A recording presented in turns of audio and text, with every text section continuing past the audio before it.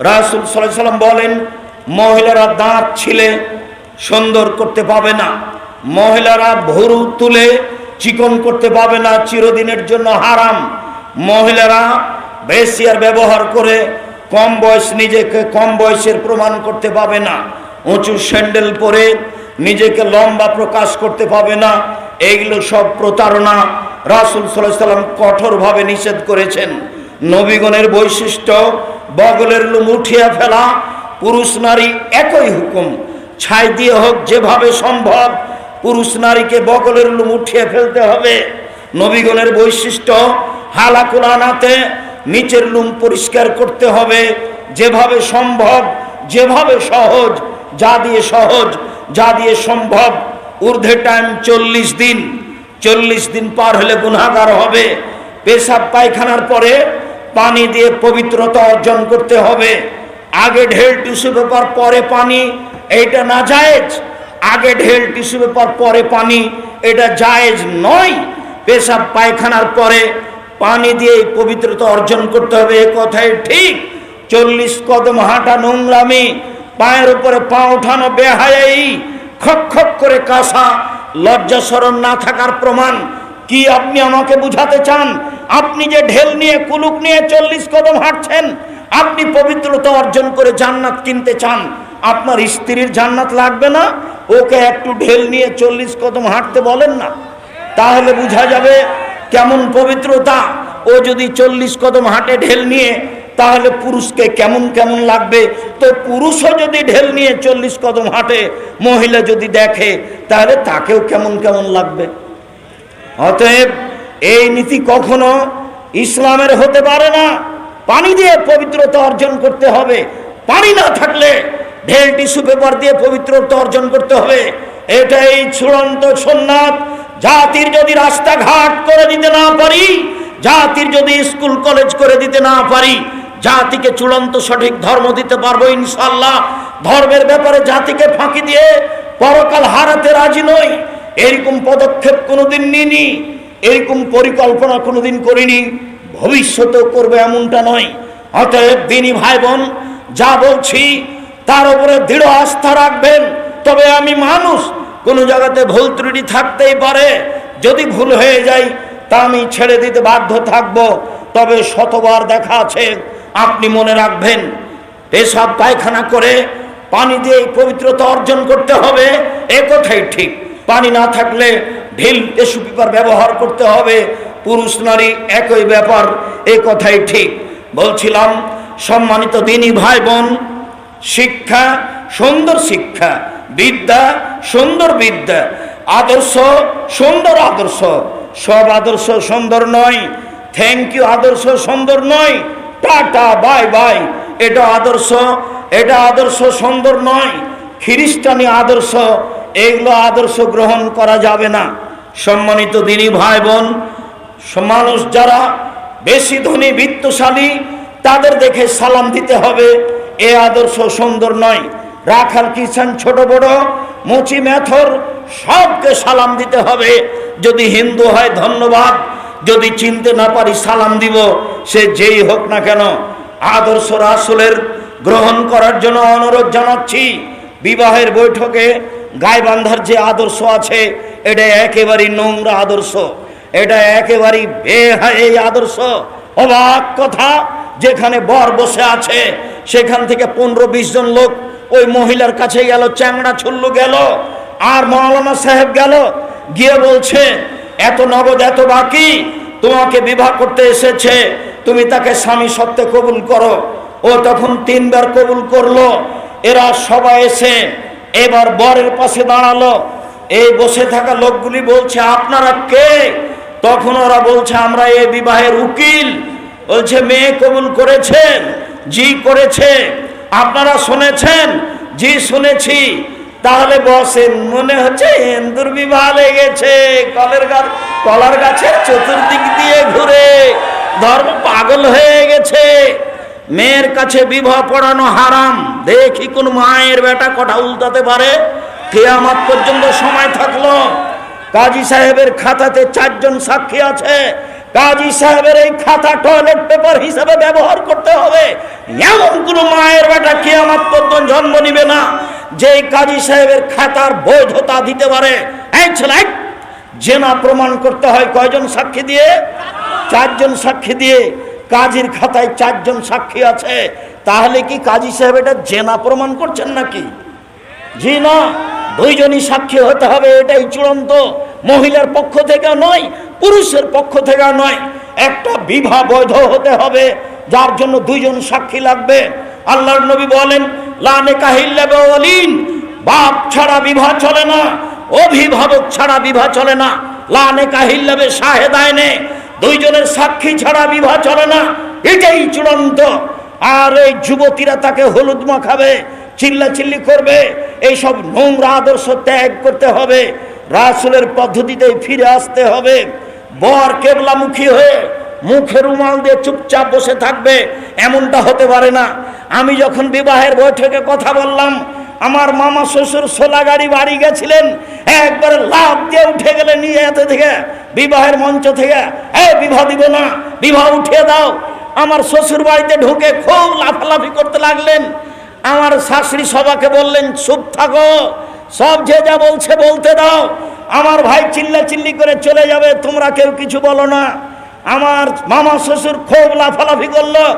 যেই বর বিবাহের বৈঠকে বসে কথা বলে, এখানে বিবাহ দিব না, বর কথা বলতে পারবে না, আরে মোহর দিব আমি আর কথা বলবে আমার বাপ, এ আবার কোন কথা?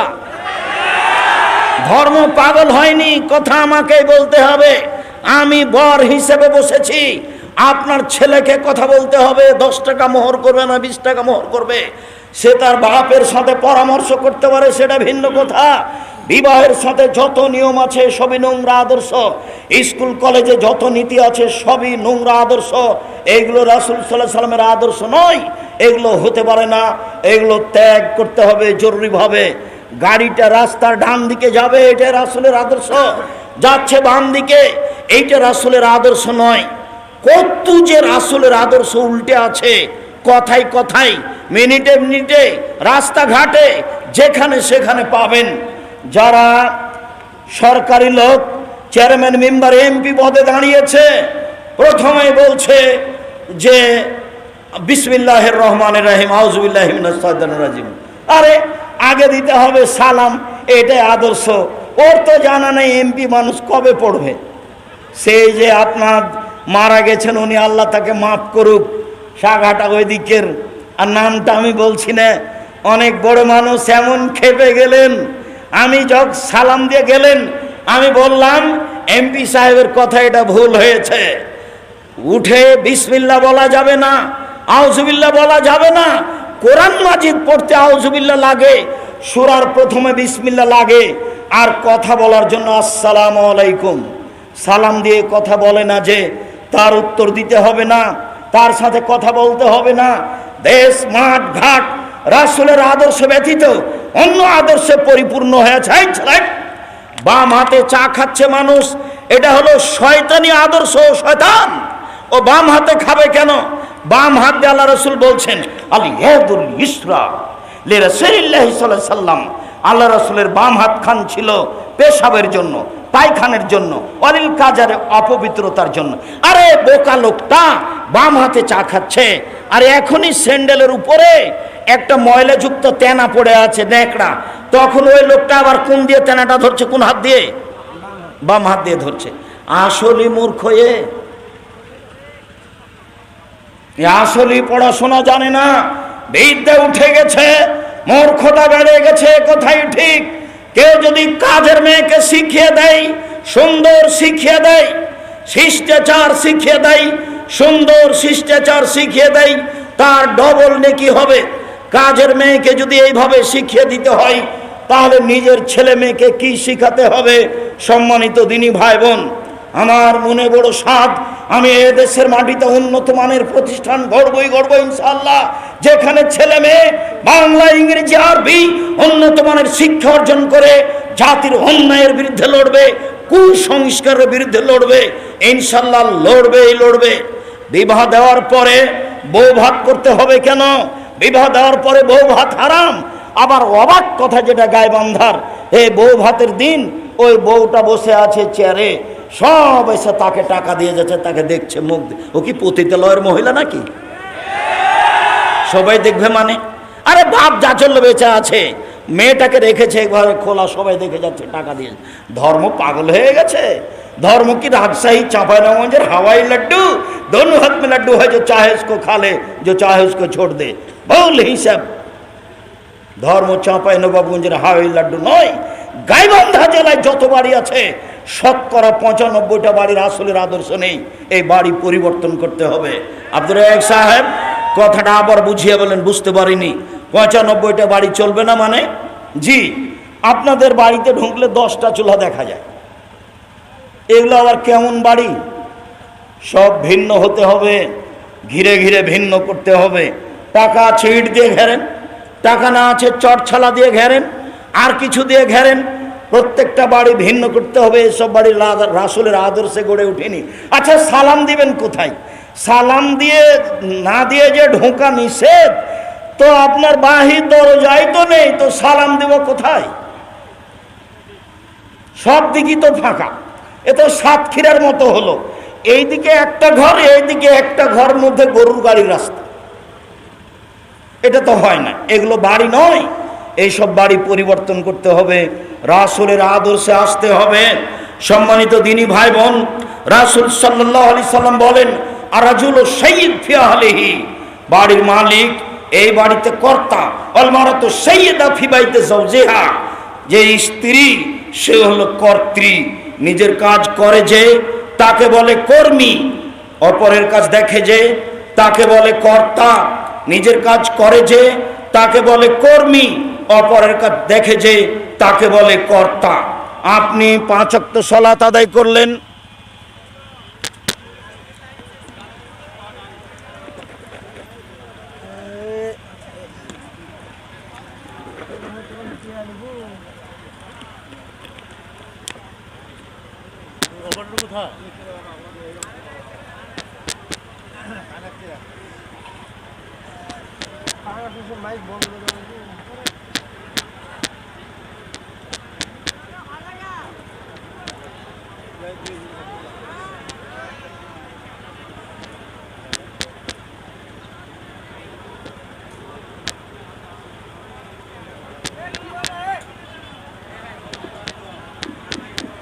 সম্মানিত দিনী ভাই বোন, বলছিলাম নিজের কাজ করে যে তাকে বলে কর্মী, অপরের কাজ দেখে যে তাকে বলে কর্তা।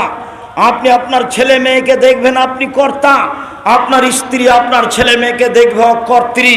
দুইজন ছাড়া পরিবার সুন্দর চলবে না। চলেন দেখি, এই ছেলে আমার দিকে চেয়ে থাকো, কারো গায়ে হাত দিব না, এক খেলে চেয়ে থাকো। অতীব গুরুত্বপূর্ণ কথা এবার এসেছে, আলোচনার শেষের দিকে চলে এসেছি।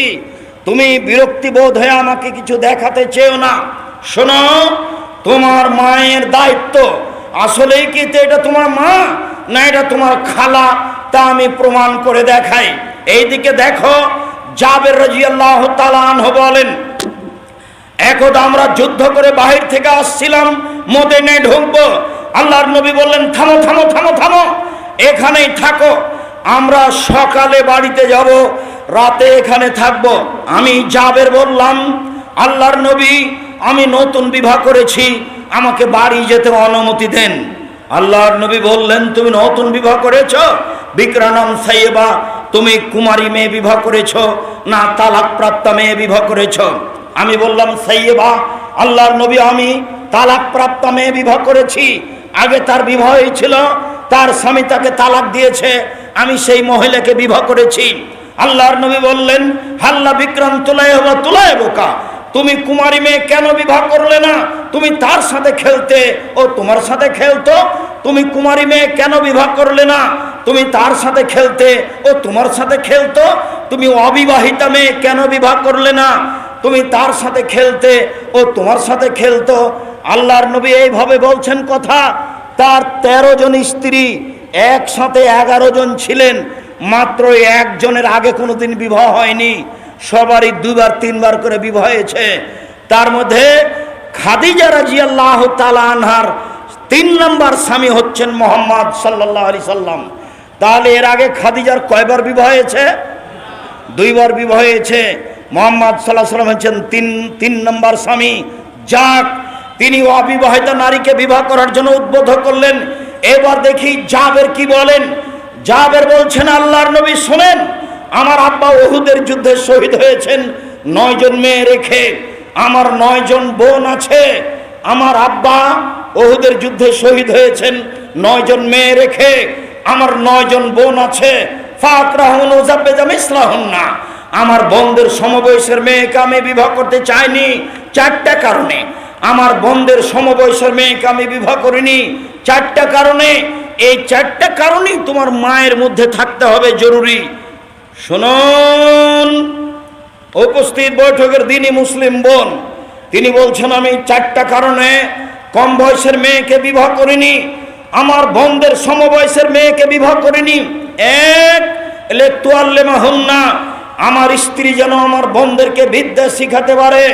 2, লিতুআদ্দিবাহুন্না, আমার স্ত্রী যেন আমার বোনদেরকে শিষ্টাচার শিখাতে পারে। 3, লিতুরাজ্জিলাহুন্না, আমার স্ত্রী যেন আমার বোনদের মাথার চুল চিরুনি করে পরিপাটি করে সাজগোজ করে রাখতে পারে। 4, লিতাকুমা আলাইহিন্না, আমার স্ত্রী যেন তাদের উপরে পাহারা দিতে পারে। তোমার মা তোমাদের উপরে পাহারাদার। বলো, তোমার প্যান্টটা টাকানোর নিচে কেন? আসলেই কি এটা তোমার মা? বলে দিও, আসসালামু আলাইকুম আম্মা, আব্দুর রাজ্জাক সাহেব আপনাকে খালা বলে ডাকতে বলেছে।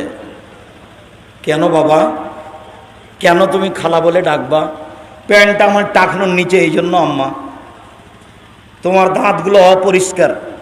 তোমার বোন এখানে বসে আছে, ক্লাস 10-এ পড়ে, মাথায় কাপড় নেই।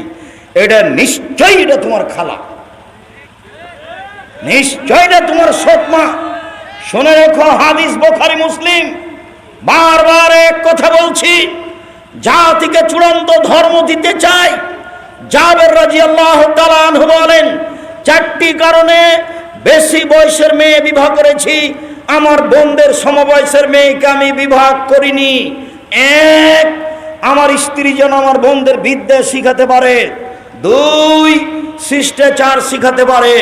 3, চিরুনি করে সাজগোজ করে রাখতে পারে। 4, পাহারা দিতে পারে। তোমার বোন প্রত্যেক দিন বিকাল 2টায় আসে, আজকে 2:30টায় এসেছে। 30 মিনিট কোথায় লেট হয়েছে? তোমার মাকে তন্ন তন্ন করে তল্লাশি করতে হবে, তাহলে মা, নইলে সৎ মা। তোমার নখ যদি বড় থাকে, তুমি যদি দোকানে আড্ডা পিটতে পারো, তোমার হাতে যদি বড় মোবাইল থাকে, ছেলে, বড় মোবাইলের অর্থ কি জানো? এর অর্থ হলো আর একটা জেনা। মোবাইল মানে জেনা। মোবাইলের আর একটা অর্থ হলো নিশা। পেশাবখানায় পায়খানায় মোবাইল নিয়ে গেছে, পায়খানায় বসে আছে, মোবাইল চলছে।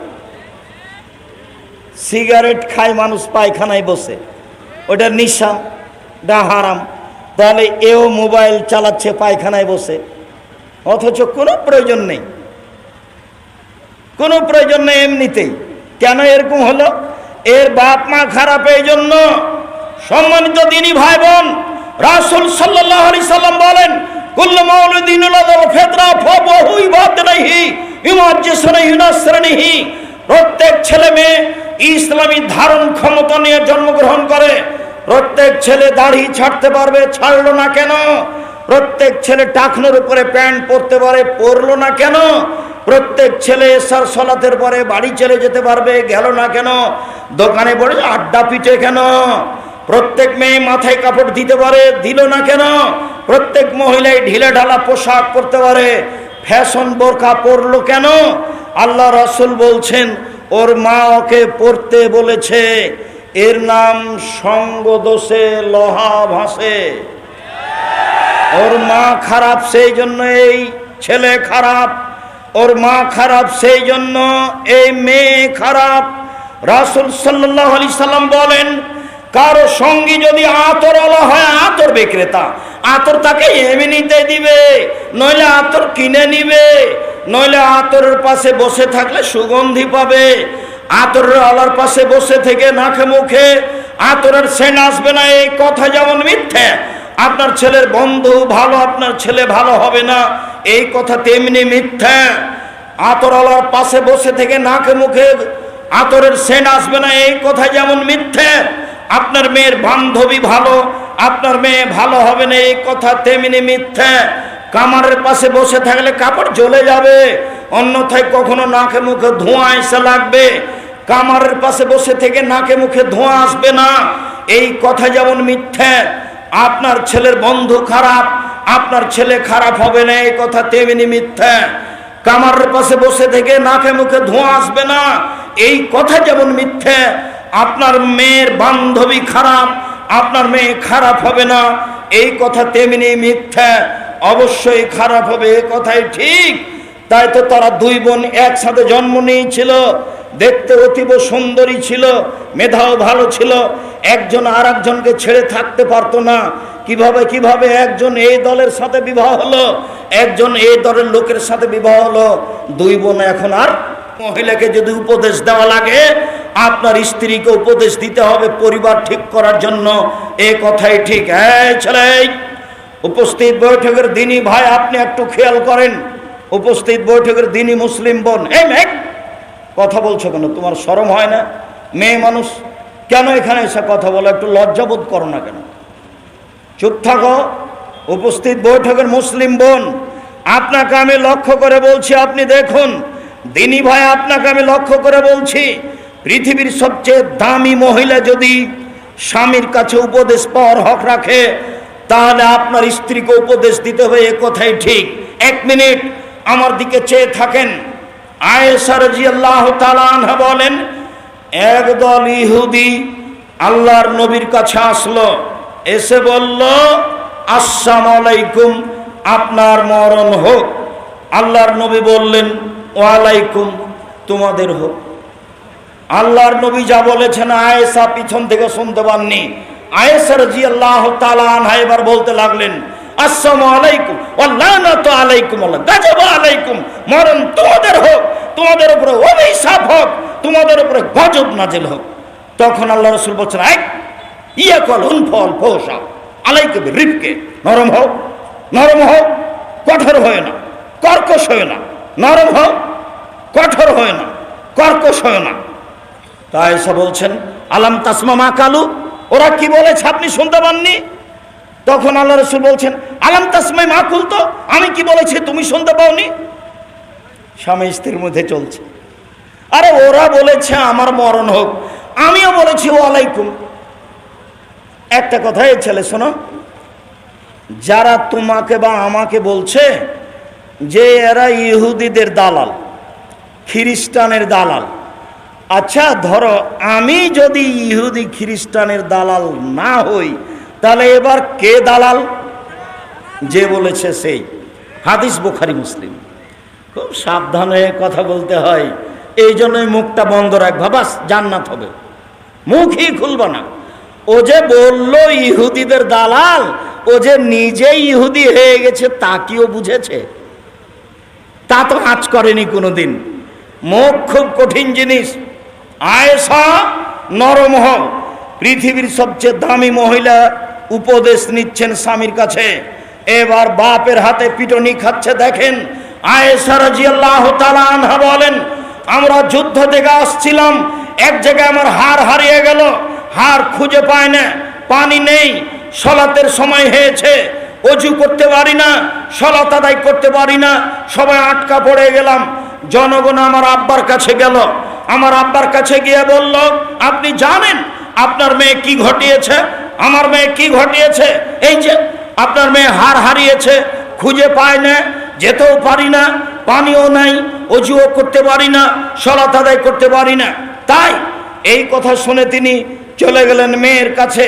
দেখেন মেয়ের উরু রানের উপরে মাথা দিয়ে জামাই ঘুমাচ্ছেন, মেয়ের উরু রানের উপরে মাথা দিয়ে জামাই ঘুমাচ্ছেন। আবু বকর সিদ্দিক, আয়েশা বলছেন, ফালাকা জানি লাকসাতান শাদীদা, আমার বাপ আমার কোমরের উপরে এত জোরে কিল ঘুষি মারলেন, আমার স্বামী যদি আমার উরু রানের উপরে মাথা দিয়ে না ঘুমাতেন, আমি মায়ের কারণে দূরে সরে যেতাম। এত জোরে মারলেন, আমি সত্যভাবে অটল থাকার চেষ্টা করেছি, যাতে করে আমার স্বামীর ঘুম না ভাঙে। সম্মানিত দিনী ভাই বোন, সবচেয়ে বড় মানুষে মারলেন আবু বকর সিদ্দিক রাদিয়াল্লাহু তাআলা আনহু মারলেন। আদম থেকে নিয়ে কিয়ামত পর্যন্ত যত মানুষ এসেছে, যত মানুষ আছে, যত মানুষ আসবে, নবী রাসূল ব্যতীত সবচেয়ে দামি মানুষ হলেন আবু বকর সিদ্দিক রাদিয়াল্লাহু তাআলা আনহু। আদম থেকে নিয়ে কিয়ামত পর্যন্ত যত মানুষ এসেছে, যত মানুষ আছে, যত মানুষ আসবে, সবার চেয়ে দামি মানুষ আবু বকর সিদ্দিক রাদিয়াল্লাহু তাআলা আনহু।